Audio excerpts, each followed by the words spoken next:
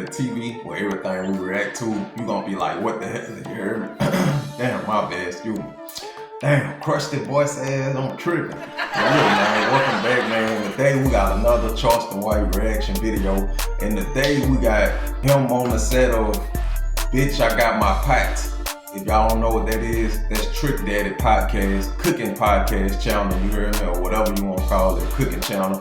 And it's pretty fly, man. He be, you know, talking his smack and cooking, you know, he be cooking it up. I ain't gonna lie, Trick and cook, bro, real talk. Shout out to Trick Daddy, man, and the fire dishes he be cooking.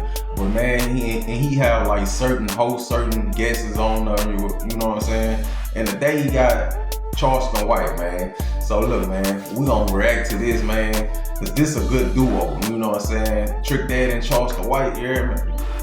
That's a good duo. So man, appreciate y'all for checking out the video. We finna get into this reaction. Let's go. I ain't gonna hold y'all no motherfucker longer. I'm gonna introduce my next guest. Y'all please give a warm welcome to the one and only controversial Charleston motherfucker. Yeah, bitch, I got my pot. Yeah. Listen. Yeah, bitch, I got my I had pot. to get you on the show. I'm gonna tell you the number one Like reason. When you become a nigga like you that say what he want to say out his mouth, Yeah, you gain fans and you gain haters. yeah. I brought you on the show because you remind me of myself.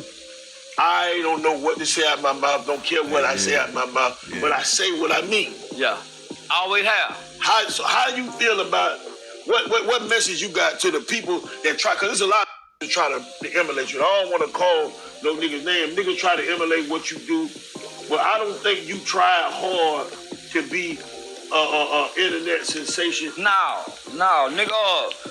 I ain't know what to be until I saw the movie Dolomite.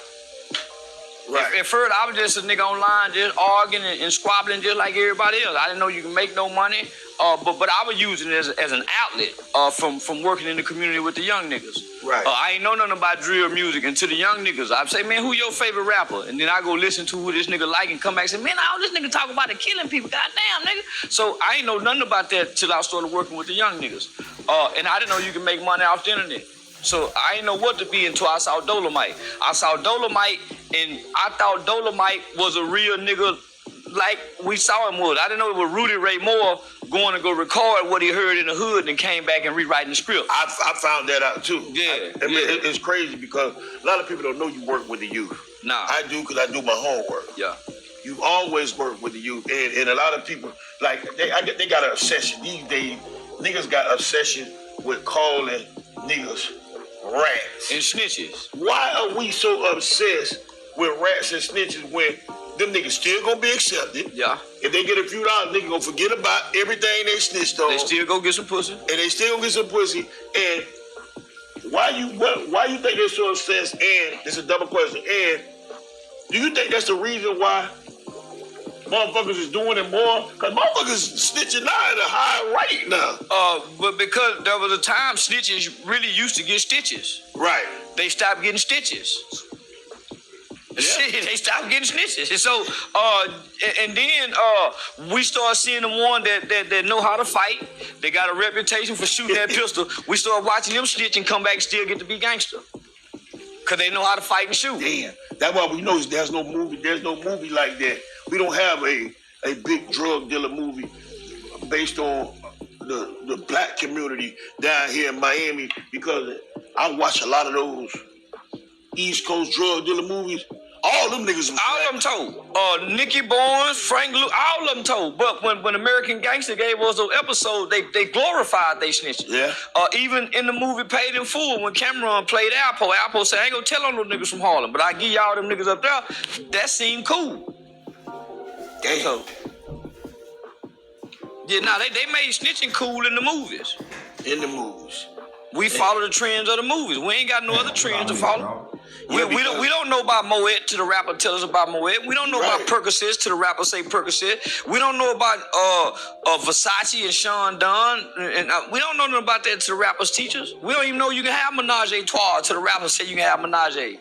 I damn sure hurry up and had me one. When I found out about that, I said I gotta have me a couple of them. Yeah. But I didn't know. And now it's leading up to all the shit with with Diddy, with all the shit with the they're charging him on a whole other level for doing shit that the average black man a dream of doing. Man, the same shit that Hugh Hefner was doing in the Playboy Mansion. That's what he did.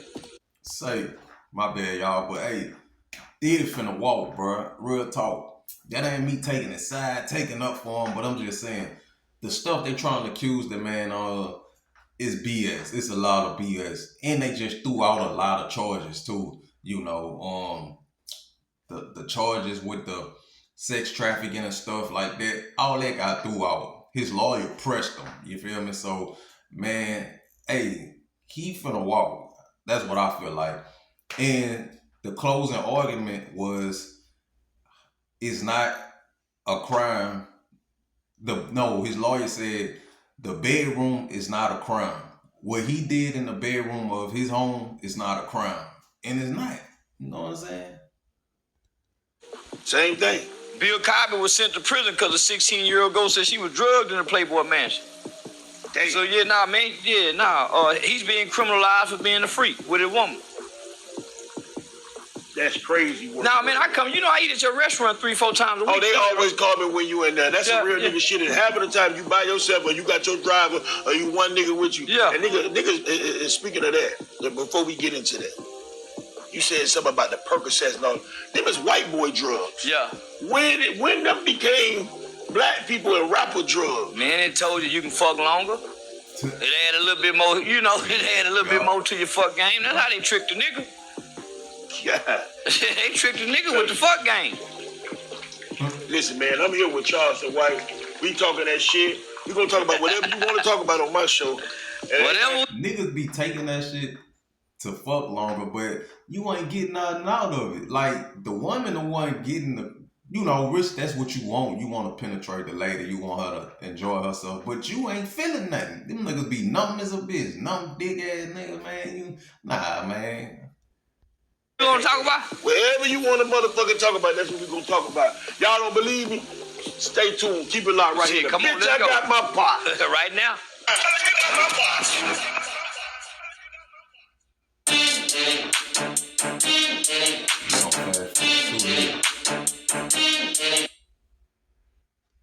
I don't mind. Because I can give you a reason for everything I done never said. Now, you might not agree with it, but I can give you a sound, logical reason on why I ever said what I done said. It's crazy because I look at it like, when I'm on Clubhouse, we play this game called We Listen and We Don't Judge. And I tell them, without an asshole, everybody's full of shit. Yeah. And that's what opinions are like. Opinions are like assholes. And I cannot give a reasoning or understanding of your opinion that I can't find because that's your opinion. So, question, first of all, Trump supporter or nah? Trump supporter, yes. Trump supporter. I go back from the 80s. So I remember back in the 80s, Trump was projected as a bad guy or a villain to the black community. Right. Going up into the 90s, he still wasn't projected as a bad guy and black guy into the 90s. Right. Going up into the 2000s when he had the show Apprentice, he still wasn't presented. It wasn't until he got into politics that all of a sudden he become a villain of black people. I understand he got a base that he got to appeal to. It's just like if I were running for something, I'm going to appeal to my nigga base. Right. You know what I'm saying? So I can't be mad at him for, appealing to his base. But he don't mean us no harm. He got way more other things to worry about than black people. Yeah. You know what's crazy though? In like the early 2000s and maybe late 90s, a lot of rappers was shouting Trump out. You know what I'm saying? He used to be like Mike Tyson, like he used to be around a lot of celebrities, black entertainers and stuff like that too. So, but I don't know what happened, bro. I agree with that. And that's his reason. I've always I am not a Trump supporter, but I don't have a problem with Trump. So I don't go around talking bad about it. See, a lot of people if you don't like somebody, you stay away from them. Yeah. You avoid them, and you try not to bump heads with them. Once you attack somebody, that's more than not supporting. That you become a hater. Yeah. And I think that black people are the most racist people in the world. Maybe we do got a reason for being that way, but I think and I can honestly say, growing up in South Florida, I have never, listen to me, I've never encountered racism. Me neither, homie. Nigga, I done been through the boys' home as a kid. I started going to school with white people in the 3rd grade.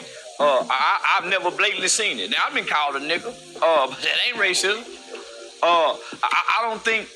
I don't think poor people can see racism because it's so hidden and embedded into the fabrics of American society. It's hard to find. It's hard to see. Yeah, it becomes a part of our culture. Yeah. We going to doing shit like when I first started getting me a little piece of money, my first dollar, and Santana could vouch for me and Chronic could vouch for me and CO, my first million, I took it to Slip and Slide Records and I told them, put this in Slip and Slide account. I'm gonna write down the names and how much I want you to bust it down with everybody. And God bless the dead, Debbie Bennett was like, well, you have to pay tax on it. I ain't think about it. I was like, but Debbie, I wouldn't have got this without all of them, right? So I wrote everybody a check and I busted it down. And the next year, I got $1 million. I was like, I can't bust this down. I gotta buy me a house. Yeah. I done cashed $2 million checks. I need me a car. I need me a Rolex watch. And I need me some nice clothes. And when I was going to Louis Vuitton and Gucci and Prada, those jeans wasn't fit for me. They was all up in your nuts and all up in your ass. Tight on your thighs, yeah. Once them white folks realized that these black niggas got money, they just complain of being broke. They just got money. They don't know what to do with it. They start making our shit. They start making the colors, the sizes, the bucket hats, the socks, all the shit we need. And we spend all our money on this shit. Black folks mismanage money more than any race ever walk on this earth. And they capitalizing off of shit, everybody else. Yeah. Why do you think we so? Man, he ain't lying, bro. Like I understand if you got it to spend, you feel me? But like, man, thousands of dollars for a pair of pants, thousands of dollars for a bag. Like, and then these niggas getting out of hand with these handbags, bro. Come on, man. Leave that to the women, bro. Like, I just can't do it, bro. For a name, man, like, nah, bro. It's all good, you know, to buy you a few little things. You ain't never have it before. But to just buy that shit all the time just to say you got it or you dripped out, that's stupid to me. That's unnecessary money, bro. Infatuated with this thing? Is it we want to live better, do better, or is it that we're in competition with our own selves? We're in competition with our own selves, and those brands and those clothes validate us to a certain point. When we walk amongst each other. Nigga, look at me. Nigga, I got these. That's why, it validates us, and it adds value. So a kid going to school with no Michael Jordan tennis shoes, he might get mistreated. Just because he ain't got no Michael Jordan tennis shoes. You right. That's a fact.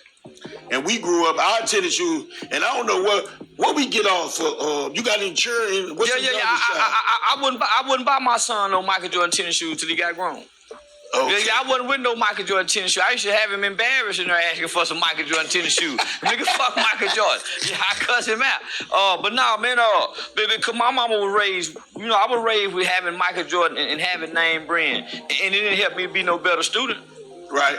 It didn't help my behavior. Matter of fact, it actually enabled me to be more of a class clown because I got the clothes on to be looked at and seen. So, I wasn't with that with my son. I got a 21-year-old son and a 16-year-old daughter. My daughter graduated from college. Graduated from high school at 15. She just graduated from beauty college this year at 16. She going to the Navy at 17. My son graduated and playing boyfriend, with his girlfriend, but he doing good.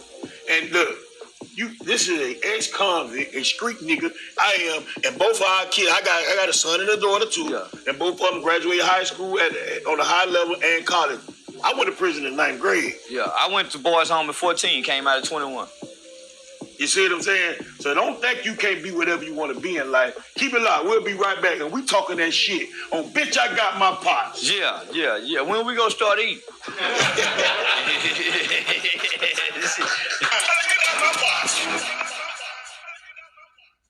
Well, welcome back to another episode of Bitch I Got My Pot. It's your boy TWD, along with man Charleston White. Charleston White is way more smarter than you niggas think he is. That's why you niggas be talking that shit, sending them threats. You better be right, nigga. Now listen, so I had made Soulja Boy out here at the Rolling Loud about 3-4 years ago in Miami, and I ain't know nothing about Rolling Loud. Them niggas got online. Nigga raw Soulja Boy out, bro. He stay bringing this up too, bro. I ain't lying. I know Soulja punch in the air, boy. That nigga up, bro. Of making threats in Atlanta and all over places. Not knowing that they got a cyber unit, it's called cyber police that be online catching them threats, contacting me saying, hey, do you want to press charges? Yeah. Yeah. And a couple of niggas done went to jail making them online threat. Cause I don't know, but the cyber police is watching this shit on me. So yeah, niggas just don't know. It's a whole new game, man. That's a whole new game. And these new niggas is doing all this shit. Now they telling on their motherfucking self. Cause you ain't had to tell on them. All you had to do was press charge. That's it. And these niggas is doing, and I talked about a lot of shit that happened in my past, in my music. But I ain't never talked about nothing that could get me locked up. No. I ain't never talked about nothing that could get me killed. Never did. And you didn't put your partners in the mix. See, a lot of niggas putting their partners in the mix with these songs. These niggas is blaming the dead people and all for doing it. I don't understand it. So out of all the shit that people done been mad at you about, out of all the shit you done said, out of all the shit, is there anything that you said on the internet? Boy, Charleston looking at that fool, boy. That became public or viral that you regret or you wish you could take it back. Maybe you thought I was too harsh that I didn't have to do all that. No. Hell no. I thought about it before I said it. Yeah, that's why I said it. Yeah, I thought good and long before I said whatever I said. That's why I said it, and I don't take nothing back. I meant it at the time. Might not mean it now, but at the time when I said it, you goddamn right I meant it. Just like when a nigga go to jail and he say, God, I promise if you get me out of here, I ain't gonna do this shit no more. And at the time you mean it. Soon as God gets you out, you do it again, don't you? So yeah. That was crazy about your answer, right? So my old boy was in the federal penitentiary the first like 10 years of my career. Yeah. And I had this song called Hold On. I know that motherfucker, bad motherfucker. You got to hold on. Yeah. And when my daddy heard it, and they said, where you at, nigga? I'm like, man, this nigga act like he won't press. But daddy a smoker nigga ass, right? Yeah. So I'm like, what? Damn, daddy, what's wrong? He was like, man, listen, check this out, yo. What other song you said some bullshit about me on? I said, what are you talking about, Pop? Yeah, you talking about I don't like my old sorry ass father. Nigga, let me explain something to you. I said, Dad, hold on, before you even go through that. I said, listen, check this out. I'm gonna apologize because I was wrong. But Daddy, at that time, I really felt there you go. I felt there you go. At that time. And he said, you know what, nigga? You so much like me, I understand where you coming from. Yeah. But don't let me find out you said something about me on another song. And so I went to going back, listening to my old album. I was like, let me see if I said something about this nigga on another song so I can call him and tell him. So I understand that. Yeah. That's the way I felt at the time. Yeah. Nobody can't stop you. One more. Yeah, and see, this is what most people don't realize. Man, I ain't always trying to be right. Nigga, right. Sometimes I don't give a fuck about being right or wrong. I just want to get it out. Yeah. Give a damn about being right or wrong, nigga. I just want to say what I want to say. Give a damn if it's right or wrong. And most people don't want to admit that. Sometimes I want to be wrong, and I go back and say, man, I was wrong with a motherfucker. So I want to be wrong. Right. Yeah, man, that's the human side of a nigga's nature. Sometimes a human want to be wrong, and it's okay for that. And then some of us better than most of us. Yeah, none man. of us better than all of us. You're right. And people, a lot of people. That's why I'm careful when people come to me and talking when they don't first identify with the conversation, like where we headed. So I don't like when you come to me and you say something to me, you got to let me know. Are you venting or you asking me a question? Because I don't want to give a bitch no bad advice. Because I do a lot of fucked up shit in life. I'm not perfect. I understand that. Now, I got my last question for you. I want to know. Because I've said certain things and people looking at me sideways and half ones probably talked about me afterwards. But let me say this here. So how do you feel about this new era, this new wave of people that want to cancel certain people, right?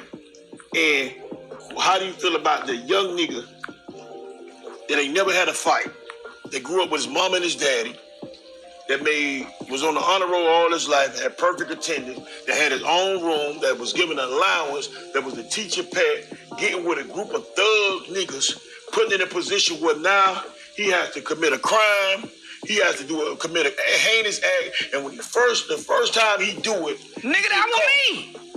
That was me. That's how I caught my murder case. Nigga, that had his own room, own phone line. Nigga, mama working General Motors. Nigga, that was me. And so is it fair to that nigga to be considered as a rat or a snitch because he told the crooked ass system, the prosecutor, and the illegal police with illegal question of a minor, he told them the truth because at the time they promised him, we gonna give you a deal. Because your homeboy in there, he was a robber, he's a killer. They already know, okay, this kid he live over here. They already know, they done already profiled y'all. They already know which kid to come get. I was the first kid they came to get. Man, you was taught, tell the truth. Yeah. When you get in trouble, what your mama gonna say? You better tell these white folks the truth. They already know who to go get. Nigga, we was taught from a childhood, the average black person, unless he was taught not to talk to the police, is gonna talk to the police, especially when it's something serious because we were raised to tell the truth. Not only that, we've been threatened and questioned and saying, you ain't never getting out. And they gonna call your mama and have your mama come talk to you. That was a no-no in the black community. You don't want your mama to get called at work or woke up out of her sleep for school or some trouble that you done got into because you embarrassing them. Yeah, so the average kid, homie, especially for today's time, he ain't been taught any rules, any principles, any codes, any ethics for streetwise to go against the fear of being in trouble. I use that example because I've often told friends, and I often said it on social media, that I know Kodak did a song with Tekashi69, charged him $1 million. I was jealous. Because you didn't get that $1 million. I would have did that easy song. $1 million. Yeah, I easy. did that song because, for one, what Kodak said made sense. He said, that's not my rap. For two, ain't no way them gangster, extorting, murder, drug dealing ass niggas thought that it was okay to fuck this man lady. Kidnap him, extort him, and then when the feds say, "Hey, listen to this," they do your woman the same way. Hey, listen, he was about to kill you. Man, they'll do your woman the same way. Show her some videos and recordings of you being with another woman, and she'll turn on you too. So is it fair that we call a person like that a rat? And do we, as society, do we have to be accepted? Yeah, I get the point what they saying though. I do, but at the end of the day, nigga, I take accountability. You put yourself in that situation. You know what I'm saying? To wanna have that image. You know what I'm saying? And so by you doing that, you gotta take the heat that come with it. Yeah, it was effed up what they did to him. You know, it really was. You feel me? But hey, he put himself in that situation. And that's what a lot of people gonna holler. You know what I'm saying? But that is a good question. Do you be loyal to niggas who betrayed you? Or do you tell on them niggas? Y'all answer that. Let me know how y'all feel about that. Or do we have to be pressured into saying, okay, I don't fuck with him? When did niggas let Mexicans in the black game? That's the first question. When did these niggas let the Mexicans into the black game? And he get all the information on them. When did niggas, a lot of information. Man, and then when did niggas start expecting Mexicans or anybody to be loyal to niggas? He didn't tell on no Mexicans, he told on all niggas. Right. So he get to come back and be Mexican in his people with his people. He gave up a bunch of niggas. So when did niggas start expecting other races not to give us up? Man, they crazy the motherfucker. He ain't done nothing wrong. Man, they told God on Jesus, man. Man. Ain't no way. They told God on Jesus. Ain't no way niggas thought they was safe. Man, when niggas, I had a whole... Me and Sammy the Bull was loyal to John Gotti until they started playing them tapes of John Gotti talking down on Sammy the Bull. Yes. And he told. He damn sure did. Told on him and the mob. Somebody that you wasn't supposed to be able to tell on. And it's just crazy because the mob lived life like... Hey, that is a good question, though. I ain't gonna lie. A lot of niggas can say, man, I wouldn't have said nothing, you know, to live by the code. But yet, if you put in that situation, niggas don't know what you don't know what you would have done. You feel me? Niggas be hollering at until they in that situation. Cause if a nigga betray you and the people playing a tape of a nigga you roll with, you thought was your wrong, your brother or whatever, and he telling on you, what you supposed to just let that ride and you don't say nothing and you just take all the time? Hey, man, what y'all think, bro? You feel me? Involve yourself with nothing that you can't walk away from in 15 seconds. And Sammy the Bull walked away from everything mob related. With no protection. With no protection. With no protection. So look, you got all your yo, homie, I need some fries. This nigga CO don't eat no chicken, no beef, don't eat nothing but some motherfucking French fries and potato.